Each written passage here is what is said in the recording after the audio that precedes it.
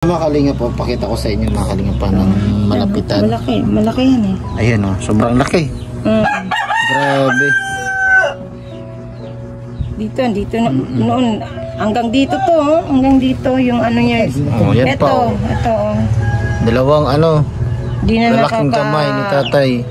Dati nga, malaki ito sa akin dito. Oo. Nakita ko yan dati, di ba? Mas malalaki talaga yung mga kamay niya, yung dalawang kamay niya. Halos ganito kalaki yung dati. Sa bawat tulong may bagong simula. Sa mata ng dukha, ikaw ang pag-asa. Yansky TV, hindi lang kamera. Pusong bukas sa lahat ng panahon at laban.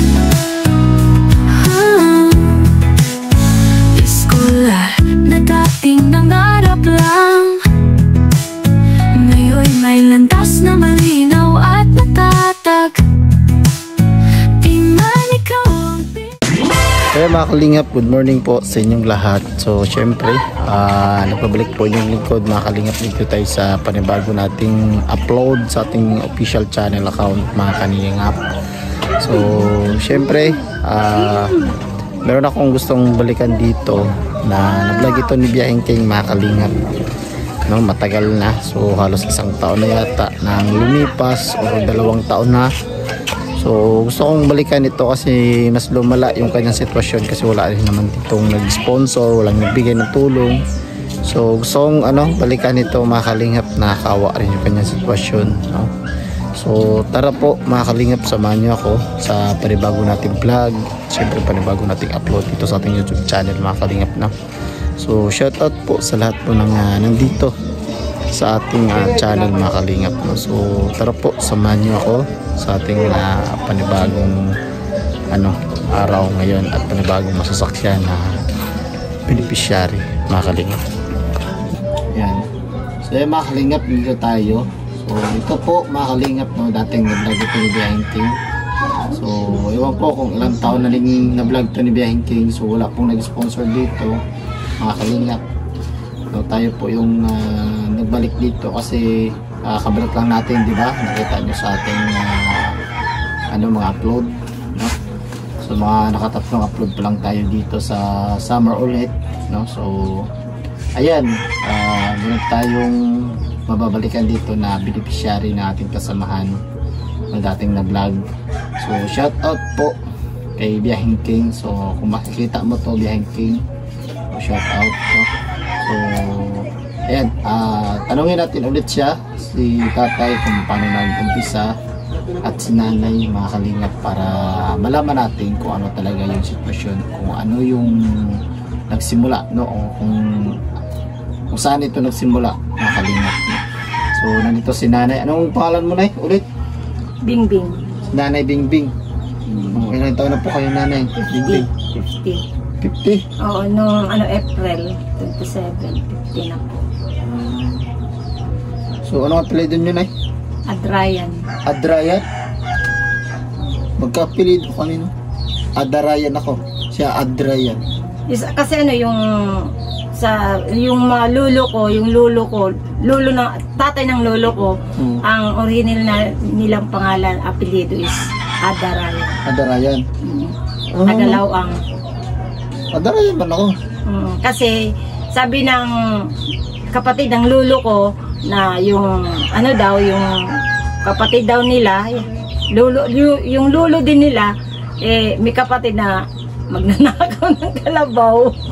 Kaya pumunta dito yung lolo namin, tapos iniba nila yung apelyido, kaya yun naging Adrayan. Adrayan. Tapos yung mga kamag-anak namin, hindi ba pala maiba yung apelyido? Tapos yung kamag-anak namin na ayaw na, galit sa lolo namin na isa, sumugod dito. Yun, nandito kami lahat na ng mga Adrayan. Kaya na, Adrayan na kami, hindi na po. Adarayan. So, yan. Ito tayo mga kalingap, no? So, nito si nanay. At siyempre si tatay, makalingap. Pakita natin sa camera. Makalingap. Ayan, si tatay, makalingap sa kanyang sitwasyon. Diba? So mamaya tatanungin natin. Anong pangalan ni tatay nga? Ukot Eduardo. Ukot Eduardo? ukot yung ano, palayaw niya. Ukot yung palaya niya. Si Tata Eduardo talaga siya. Oh, Ano ang apelido ni Tatay? Diaz Madulara. Diaz. Oh, Diaz Madulara. Diaz Madulada. Madulara. Madulara. Sikat yung mga Diaz, di ba? Sikat yung Diaz na apelido, makalingap na. So, ayan. Syempre, una tayo makalingap na dito sa kanilang buhay. Kumusta na kayo dito, ate? Okay lang naman, kahit pa paano nakakaraos din. Nakakapag-backride pa naman. Kasi trabaho ni ate makalingap kasi si tatay, no, ay hindi na makapagtrabaho. Laging, kumbaga tawagin na lang po sa ngayon, no, ay bedridden na din. Di ba kasi di naman nakakatayo na. Lagi na lang siyang nakahiga, di ba? Makalingap. So napakahirap ng kanyang sitwasyon, no?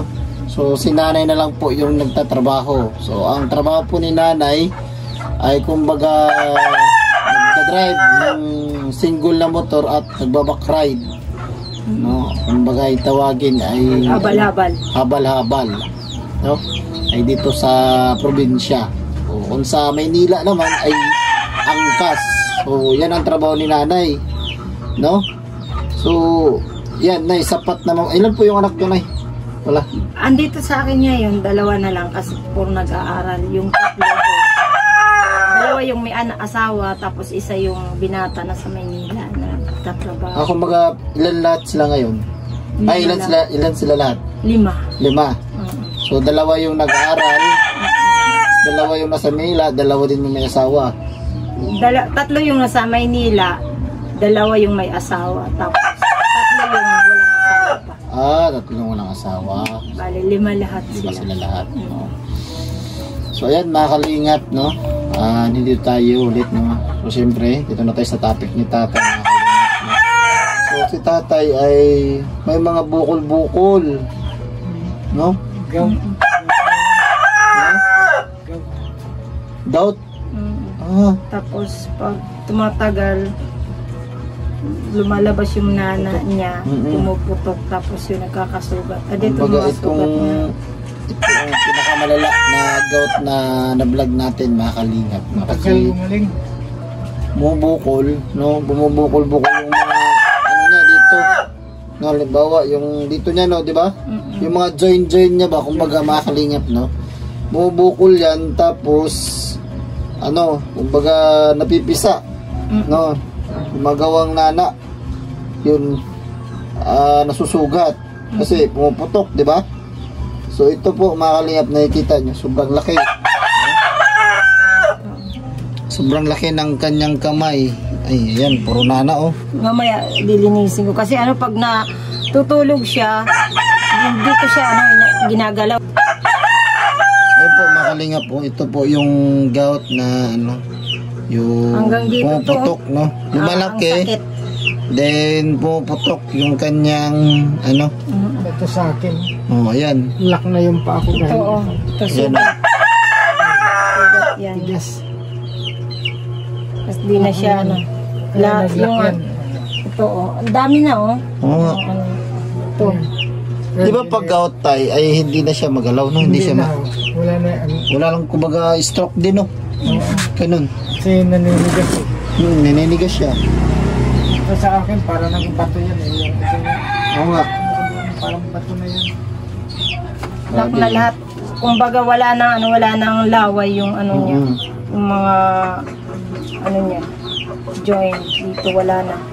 Kasi yun ang sabi ng doktor, pag mawala na yung ano, yung laway sa buto niya, di na yan gagalaw. Sakit na lagi yan. Isang buwan siyang ano, hindi kumakain. Isang buwan? July. Mahigit isang buwan. Bakit ayaw po niya magkumain? Hindi, ayaw ng ano, ng sikmura niya. Nasusukan niya talaga? Nasusuka siya. Bawat, ano lang, pag kumakain siya ng konti, nasusuka siya. Kaya, gatas lang, tubig lang. Kahit ano nga, kahit gatas o kape, pag umiinom siya, sinusuka niya. Pero pag tubig, yun. Diretso? Oo. Kaya ano siya eh, sa tubig siya nabubuhay nung ano, nung July. July hanggang August. Bago pa lang, no? September pa lang. Ayan. Ano? June. Tapos, June 13. lumala, mga ano, July. July. Oo, lumala. Yun. Kaya hanggang Agosto. Isang buwan siyang ano, hindi kumakain, tapos isang buwan nakahiga lang, tapos may diaper. Kaya nakabili kami ng Nakabili kami ng Vita Plus. Nagbigay sa kanya, binili namin ng Vita Plus. Grabe mga kalingap, no? Sobrang wala na ng mga gout ni tatay. So, ilang taon na po yan, tay? ano ito, ay nagsimula ito sa akin. 2004. 2004. Mahigit 21 years. 21 years na. Ay, grabe. Malaga na talaga. Kasi yung 2004, September din yon, 7 buwan, hindi siya nakalakad. Mga March na yata or April, nakatayo siya. Yun. Tapos buwan, taon-taon, hanggang nagkaroon siya ng mga bukol na sa katawan. Tapos di na siya... Ang simula yan talaga, bukol lang talaga, no? Sakit yung ano, yung... Sakit lang. Parang sakit lang yung, parang rayuma ba? Oo. Nagsimula sa rayuma. Oo. Tapos, hindi na siya nakalakad kasi masakit na. Oo. Sobrang sakit. 2004 yun eh. Ano ba yung trabaho ni tatay dati? Pwede niyo po ba ikwento, no? Kasi maraming siyang trabaho. Sa Maynila siya eh. Sa Hindi ba Maynila. yan sa trabaho niya nakuha, na? Nakuha sa trabaho kasi sabi ni... Guro kasi nung namaynanti ako noon. Namaynanti ako sa Batangas. Oo. Sa simento. Mainit. Sa semento, tapos, ay...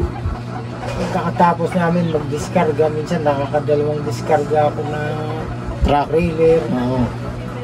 Pagkatapos namin, nalibig kami. Pero yung sabi ng kapatid niya, yung pinakamalala, yung nagtrabaho siya sa ano, Goldilocks. Tapos, Umuwi siya galing sa trabaho, nakasapatos, eh, minsan yung ano, dinadaanan nila, ano, baha, Oo. di, umano sila. Sumusulong. Oo, yun. nubin man ako ng Yun ang sabi ng ano, kapatid niya. Doon siya nagkasakit na. Eh, di ba sabi niyo dati kay Biyahing King es pasma lang, di ba? Napasma. Napasma. Itong ano, ito dito. Pasmado daw dati yan eh. Tapos yun, hanggang ngayon, yan na, di na siya Ganyan pa rin, no? nakalakad. Oo. Hindi pa rin gumagaling, mga kalingap, no? So, ewan ko, na-try niyo na po ba itong mapacheck up na? Si tatay? Ano po yung finding ng doktor? Di nga alam, nagtatanong nga sa amin. Kung ano daw yung ano, kanyang... Sakit. Hindi, iniinom na gamot. Ganoon ba? Ano? Bakit di makita-kita ng doktor kung anong finding ni May Kuya? nagsabi na diabetes daw po. Sabi ko, di naman yung diabetes kasi yun eh. Kasi po, yung sugat niya, pag nagkasugat sana, unang maano yung buto niya dun sa buto. Tapos iitim yung Mga daliri. oo, tulad ng ano ng nagpalaki sa akin na may diabetes, pero nang makita namin, sabi may diabetes kasi yung ano niya, yung mga Madaliri. kuko, Oo. Maitim. umitim. Ito, natural lang to eh. Natural lang naman yan. Kaya sabi ko, hindi sa ano. So, mga kalinga po, pakita ko sa inyo mga kalinga pa ng malapitan. Malaki yan eh. Ayan o, sobrang laki. Grabe. Dito noon, hanggang dito to, hanggang dito yung ano niya. Oh, yan pa, oh. Ito. Dalawang ano, Di na lalaking kamay ni tatay. dati nga malaki ito sa akin dito. Oo. Nakita ko yan dati, di ba? Mas malalaki talaga yung mga kamay niya, yung dalawang kamay niya. Halos ganito kalaki yung dati. Pumutok. Di ba? Pumutok ito dito sa siko ko. Ito, miso ano. Ah, pumutok. So, gumaling din naman, oh. Oo, ito. Lumiit naman. Tapos, ito din, lumaki. Oo, lumaki, oh. Ang laki din ito tapos Lumiit. Ito na dito ngayon yung ano, yung malaki. Oo nga. Hanggang dito to, yung ano, yung Sakit. sakit. Tapos mahirap pag ginahawakan mo siya, kahit dampian lang ng konti, masakit na. Masakit na. Oo. Ganun ba? Oo. Ano ba talaga yung sakit mo, tay? Iwan ko kung ano yan. Kasi wala naman pong finding yung doktor nito, mga kalingap, no? Sabi sa akin, ano na ito, yung Komplikado na. Pakiramdam ko nga, totoo, kasi laging masakit itong ano ko, itong baywang ko. Baywang, masakit yan, tapos minsan mahirap umihi. Mahirapan ako yung pag-iihi ko, nagpuputol-putol. Parang ulcer din, no? Parang Masakit ihi. Di ba, no? Ganon din yan, eh. Kasi bawal na talaga ako uminom ng ano, yung mga soft drinks. Yung diclofenac na yung mini-maintenance ko. Pinagbabawal na sa akin yan. Wala akong magawa. Kasi yun lang ang pinakamura na pain reliever. Nagbabawal na sa akin yan. Kasi kaya nga ako tinatamaan dito sa ulcer ko eh. Itong pagkasakit ko ngayon, tumama sa aking ulcer. Kasi panayang inom ko ng ano, ng pain reliever. Matagal lang pinagbabawal sa akin yan. Wala naman akong maibili ng kita naman nung may naibili kami ng ano, na Beta Plus. Kaya medyo kala ko nito ngayon wala na ako, mawawala na ako. Makabili niya na 4 na karton, muling nabuhay na naman ako. Ganun ba? Kasi panay-panay ko di. Beta Plus, ano yan? Gamot yan, iniinom lang? Iniinom lang. Diyos lang. Makalingap po. Diyos lang to. Yung gamot ni tatay ngayon, Ito lang. Beta Plus. Ubus na eh. Apat to. Wala dyan yung isa kasi ano, kinuha ng bat niya. Magkano yung isa niyang ganyan na eh? Ano?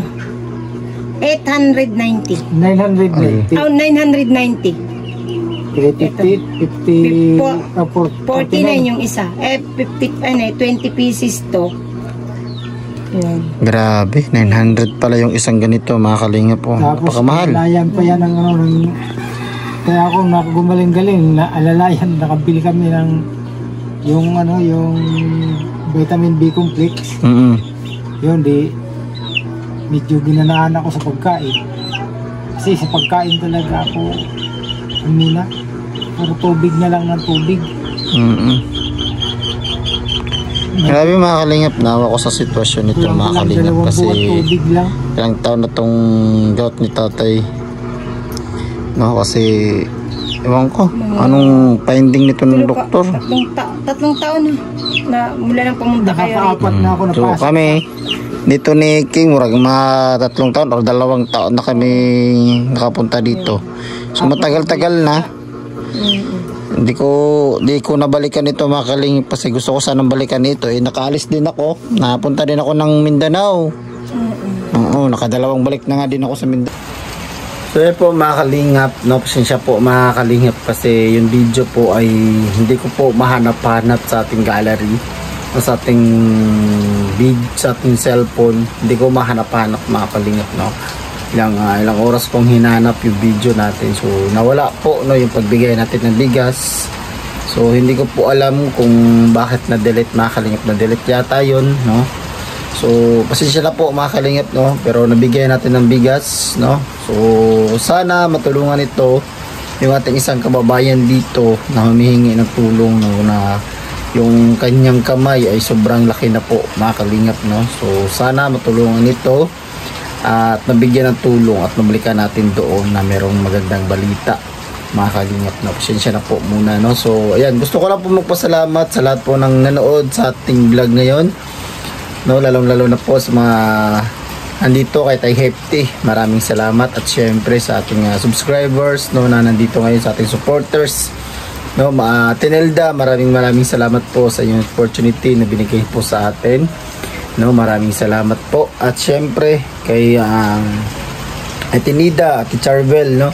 Ma'am Charvel, maraming salamat po sa inyong binigay sa akin ng opportunity na matulungan yung mga kababayan natin dito sa Samar, no. So thank you so much po, Ate Charvel, no. So sa lahat, no, kay Tibet John sa pabigas, no, pasensya na po at hindi na video, nawala yung video, mga kalingap, no. Hinanap ko, ilang oras po akong hanap sa video natin. So nawala talaga, hindi ko po alam kung bakit na-delete, no? Hindi naman po ako nag-delete ng video. So pasensya na po mga kalingap, no? So yan lang po mga kalingap, bye bye po and God bless.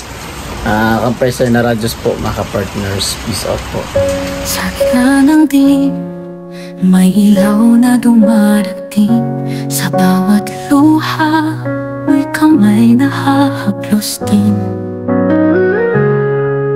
Hindi siya kilala ng mundo sa ginto, ngunit sa puso ng masa, siya'y totoo. May kanin sa hapag, may bubong sa tahanan, may pag-asa sa batang, may pangarap pa lamang. Tahimik ang kilos, ngunit tamang bigat ng pag-ibig na sa gawa ay laging tapat. Yansky, titig ng pag-asa,